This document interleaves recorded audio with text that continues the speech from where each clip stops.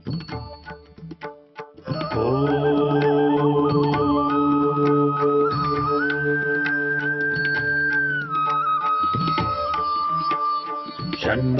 मित्रः शं वरुणः शन्नो भवत्वर्यमा शन्न इन्द्रो बृहस्पतिः शन्नो विष्णुरुक्रमः ॐ शान्ति शान्ति शान्तिः।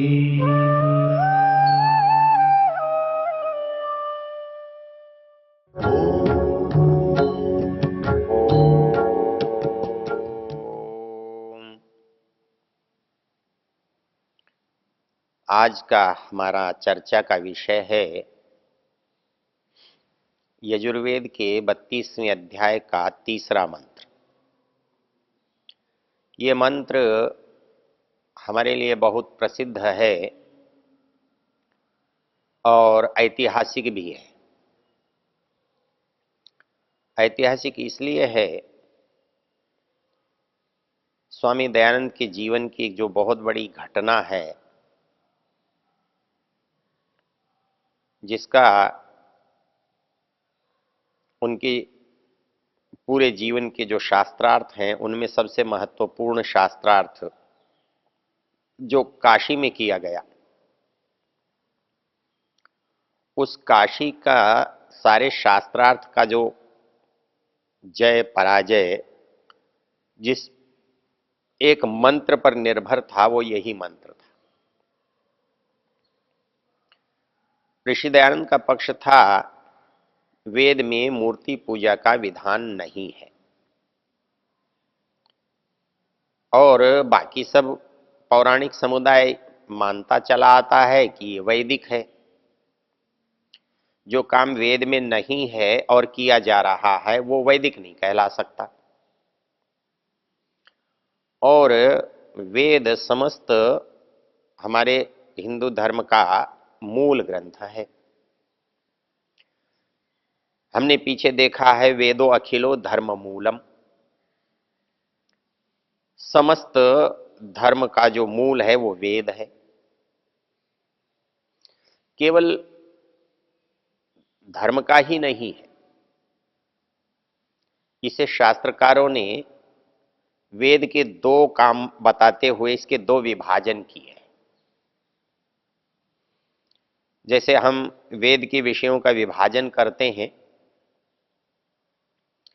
ज्ञान कांड है, कर्म कांड है, उपासना कांड है, विज्ञान कांड है, वैसे ही सारे वेद का जो उद्देश्य या प्रयोजन है उसको बांटें तो दो भागों में बांटता है। एक धर्म कांड है और एक ब्रह्म कांड है। एक धर्म को बताता है और दूसरा ब्रह्म को बताता है। धर्म कहते हैं दुनिया में जीने का तरीका, अर्थात संसार में क्या करके अच्छा जिया जा सकता है, क्या अच्छा किया जा सकता है।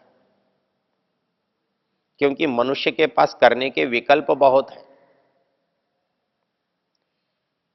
तो मनुष्य किसी भी विकल्प को अपनाकर कर सकता है, लेकिन जो श्रेष्ठ विकल्प है उसे धर्म कहा गया है। धर्म कुछ नहीं है, धर्म जीने का सहज सरल सुख देने वाला तरीका है। और किसी भी काम को आप कर सकते हैं, धर्म से भिन्न प्रकार से यदि आप करेंगे तो वो कार्य किया जाता हुआ किया जाकर श्रेष्ठ परिणाम नहीं देगा। तो श्रेष्ठ परिणाम दे सके ऐसा जो काम है, ऐसे जो करने का तरीका है, उसे हम धर्म कहते हैं। तो संसार में जीने के लिए जो करना चाहिए, जैसा करना चाहिए, उसको जो ग्रंथ बताता है वो वेद है। और जीवन का जो उद्देश्य है, संसार में आकर जिस चीज को प्राप्त करना है, जहां तक पहुंचना है, उसको भी वेद ही बताता है। और इसलिए वो ब्रह्म को बताने वाला भी वेद ही है। इसको यदि यजुर्वेद के शब्दों में समझें, वो कहते हैं अंधन तमः प्रविशन्ति अविद्यामुपासते ततो भूय युवते तमो यो विद्यायाम रता। दो शब्द लिए हैं उन्होंने, विद्या और अविद्या। सामान्य रूप से हमारे मन में जो भाव इन शब्दों से जुड़े हुए हैं, जो अर्थ इन शब्दों का हम जानते हैं, वो नहीं है जिनका यहां प्रसंग है। क्यों? यहां तो ये कहा गया है कि अविद्या भी जानने की वस्तु है और विद्या भी।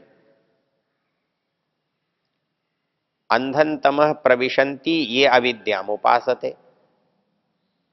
अरे भाई, जो अविद्या के अंदर रत हैं, अविद्या के उपासक हैं, अविद्या से जुड़े हुए हैं, वो अंधकार में जाते हैं।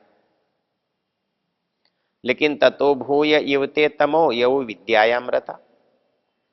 जो केवल विद्या में रत हैं, विद्या के उपासक हैं, वो उससे भी गहरे अंधकार में जाते हैं। बड़ी विकट समस्या। ऐसा करें तो भी बुरा और वैसा करें तो और भी बुरा। फिर क्या करना चाहिए? तो कहता है अन्य देवाहु विद्याया अन्यदाहु अविद्याया इति शुश्रूम धीराणम एनस्तद विचक्षिरे। कहता है कि तुम जो भी करोगे, चाहे अविद्या करो या विद्या करो, दोनों का फल तो है, लेकिन दोनों का फल जो है वो भिन्न भिन्न है। विरोधी है ये नहीं कहा। सामान्य अर्थ जो हम जानते हैं, जिस अर्थ से हम परिचित हैं, वो विरोधी है। वहां ज्ञान का विरोधी अज्ञान है, वहां विद्या का विरोधी अविद्या है। लेकिन यहां विद्या और अविद्या में विरोध नहीं है। विचित्रता यह है कि विद्या और अविद्या पूरक हैं, एक दूसरे से जुड़े हुए हैं, एक के बिना दूसरे को सिद्ध नहीं किया जा सकता। विद्यांच अविद्यांच यस्तद वेदो भयम सह अविद्यया मृत्युम तीर्त्वा विद्यया मृतमश्नुते। इस संसार को आपने मृत्यु कहा है, तो इस संसार की जो परिस्थिति है उसको ठीक करने के लिए अविद्या की आवश्यकता है, और उस अमृत को प्राप्त करने के लिए विद्या की आवश्यकता है। तो विद्या और अविद्या दोनों पूरक हो गए। अविद्या संसार के लिए आवश्यक है और विद्या मुक्ति के लिए, परमात्मा के लिए, मोक्ष के लिए आवश्यक है। तो यहां अविद्या का अर्थ कम ज्ञान तो है, लेकिन अपेक्षा से, अर्थात श्रेष्ठ तो है मुक्ति का ज्ञान, श्रेष्ठ है ईश्वर का ज्ञान। अंतर इसको ऐसे कह सकते हैं कि संसार के लिए जो ज्ञान है वो उस ज्ञान से कम श्रेष्ठ है। इसको दूसरे शब्दों में उपनिषद में जो कहा गया है, वहां भी इस अविद्या को उपयोग किया गया है ब्रह्म के जानने के लिए।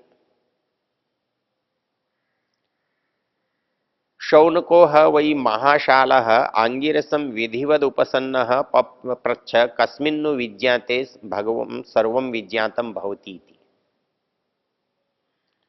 शौनक ने अंगिरा से पूछा, मुझे वो बात बताओ जिसके जानने से सब कुछ जान लिया जाता है। इतिह स्माह तस्मै स होवाच। उसने उसको उत्तर दिया, द्वे विद्ये वेदितव्ये पराचैव अपराच। अरे बोले भाई, दो प्रकार की विद्या है जो उसको जानना चाहिए। उन दो प्रकार की विद्याओं को जानने से उस एक को जान लिया जाता है।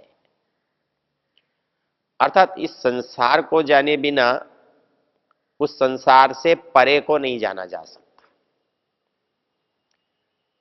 बे विद्ये इतिहस्माह पराचैव अपराच।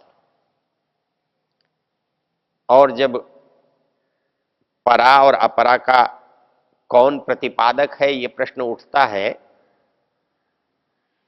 तत्र परा ऋग्वेदो यजुर्वेद सामवेदो अथर्ववेदः शिक्षा कल्पो व्याकरणम निरुक्तम छंदो ज्योतिषमिति परा यया तद अक्षरम अधिगम्यते। अब मोटी बुद्धि से यहां एक और विचित्र समस्या खड़ी हो जाती है।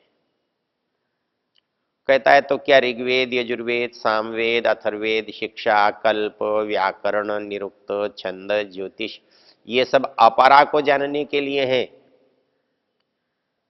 फिर परा को जानने के लिए कौन है? तो उसका उत्तर है वेद से ही अपरा को जाना जाता है और वेद से ही परा को जाना जाता है। वेद ही धर्म का प्रतिपादक है और वेद ही ब्रह्म का प्रतिपादक है। यदि केवल धर्म का प्रतिपादक होता तो भी अधूरा होता,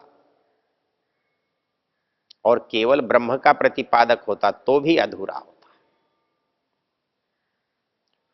तो ये दोनों अधूरेपन जब मिलेंगे, एक होंगे, एक जगह होंगे, तभी तो वो पूरा होगा। तो इस वेद की पूर्णता इसमें है, वेद का वेदत्व इस बात में है कि इस वेद से धर्म भी जाना जाता है और इस वेद से ब्रह्म भी जाना जाता है। एक वेद को जानने से धर्म का भी ज्ञान और ब्रह्म का भी ज्ञान होता है। तैत्तिरीय उपनिषद का एक सुंदर प्रसंग है। वो कहता है स्वाध्यायम कुरु धर्मम चर। अर्थात स्वाध्याय क्यों करना है? स्वाध्याय तो विचार का, बुद्धि का, चिंतन का विषय है, ज्ञान का विषय है। और धर्मम चर, धर्म जो है आचरण का विषय है, चलने का विषय है, करने का विषय है। तो ठीक जानना सत्यम वद है और ठीक करना धर्मम चर है। जो ठीक करता है वो धर्म का आचरण करता है। ऋषि दयानंद की जो सबसे बड़ी विशेषता है, वो जितने पुराने लगते हैं उतने नए हैं और जितने नए लगते हैं वो उतने पुराने हैं। हमें बहुत नयापन लगता है, लेकिन आप शास्त्र को पलटेंगे तो लगेगा कि अरे ये बात तो शास्त्र में बहुत पहले कही हुई है। हमें लगता है ये बहुत दकियानुसी बात है, बड़ी रूढ़िवादी बात है, तो पता लगता है इससे ज्यादा आधुनिक दूसरी बात ही नहीं हो सकती। एक उदाहरण, आर्य समाज के नियमों को लिखते हुए ऋषि दयानंद कहते हैं सब काम धर्मानुसार अर्थात सत्य और असत्य को विचार करके करने चाहिए। अर्थात एक तरह से व्याख्या हो गई धर्म की। धर्म या अधर्म, सत्य या असत्य, अर्थात इन दोनों में कोई अंतर नहीं है, दोनों एक ही। विचित्र लगता है? ऋषि दयानंद को औरों से आप अलग देखते हो? ऋषि दयानंद कहते हैं सत्य और धर्म में कोई अंतर नहीं है। हम कहते हैं धर्म अलग चीज है, सत्य अलग चीज है। हमको लगता है कि धर्म के मामले में सत्य क्यों बोलना चाहिए? जो हम कर रहे हैं, जो हमारी परंपरा में है, जैसा हम मानते हैं, हम उसी को धर्म कहते हैं, वो सत्य हो या ना हो। लेकिन ऋषि दयानंद कहते हैं जो सत्य नहीं है वो धर्म नहीं हो सकता। जैसे यहां वो शब्दों का प्रयोग कर रहे हैं सत्य और धर्म का, ऐसा कि ऐसा ही शब्द प्रयोग आपको छांदोग्य उपनिषद में मिलेगा। वो कहते हैं सत्यम वदंतम आहु धर्मम चरती इति, धर्मम चरंतम आहु सत्यम वदती इति। अर्थात कोई आदमी सच बोलता है, उसके व्यवहार में सच्चाई है, उसके व्यवहार में ईमानदारी है, उसके व्यवहार में औचित्य है, तो निश्चित रूप से लोग उसे धार्मिक कहेंगे। मतलब कोई आदमी सच बोलता हो और ईमानदार हो, ऐसा नहीं होता कि उसे कोई धर्मात्मा ना कहे। और जो धार्मिक कहलाता है, जिसे लोग धार्मिक समझते हैं, जिसको देखकर लगता है कि यह धार्मिक है, चाहे वो तिलक लगाकर बैठा है, रामनामी ओढ़ कर बैठा है, उससे ये आशा की जाती है कि वो सच बोलेगा, उससे ये अपेक्षा है कि वो ईमानदार होगा, उससे हमारे एक धारणा है कि वो धर्मात्मा होगा, सदाचारी होगा। यदि धार्मिक होकर धार्मिक दिखता हुआ कोई दुराचार करता है तो उसे कहते हैं देखो जी, इसने बहाना तो धर्म का पहन रखा है और कर अधर्म रहा है। कोई चोर से, डाकू से, बलात्कारी से धार्मिक होने का, महात्मा होने का विचार नहीं कर सकता, अपेक्षा नहीं कर सकता। तो वैसे ही ऋषि कहते हैं कि ये जो वेद है, चाहे वो संसार का ज्ञान हो या आत्मा परमात्मा का ज्ञान हो, दोनों का देने वाला है। इसके जानने से हमारी सांसारिक समस्याओं का भी समाधान होता है और इसके जानने से हमारी पारमार्थिक आत्मिक आंतरिक समस्याओं का भी समाधान होता है। इसलिए और किसी उपाय से ये काम नहीं हो सकता। एक बड़ी सुंदर पंक्ति है, प्रत्यक्षेणानुमीत्या वा यस्तुपायो न विद्यते एतम विदन्ति वेदेन तस्मात् वेदस्य वेदता। बोले वेद का वेदत्व तो क्या है? बोले दुनिया में जानने के जो तरीके हैं, एक तो है प्रत्यक्ष, एक है अनुमान। जहां दोनों न चले वहां क्या करो? प्रत्यक्षेण अनुमूत्या वा यस्तुपायो न विद्यते। जहां हम करके देख नहीं सकते, देख करते हुए नहीं देख सकते, होते हुए नहीं देख सकते, देखकर हम समझ नहीं सकते, जहां अनुमान भी हमारा काम नहीं करता, क्योंकि अनुमान जहां काम करता है प्रत्यक्ष पर ही करता है, तो फिर किससे माने? तो कहता है फिर जो वेद कहता है वो मानो।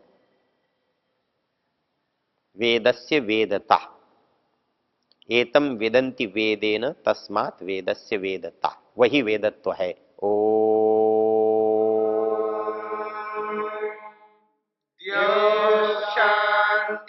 शान्तिरन्तरिक्षं शान्तिर्पृथिवी शान्तिरापः शान्तिरोषधयः शान्तिः वनस्पतयः शान्तिर्विश्वे देवा शान्तिर्ब्रह्म शान्ति सर्वं शान्ति शान्तिरेव शान्ति क्षमा शान्तिरेधि ॐ शान्ति शान्ति शान्ति।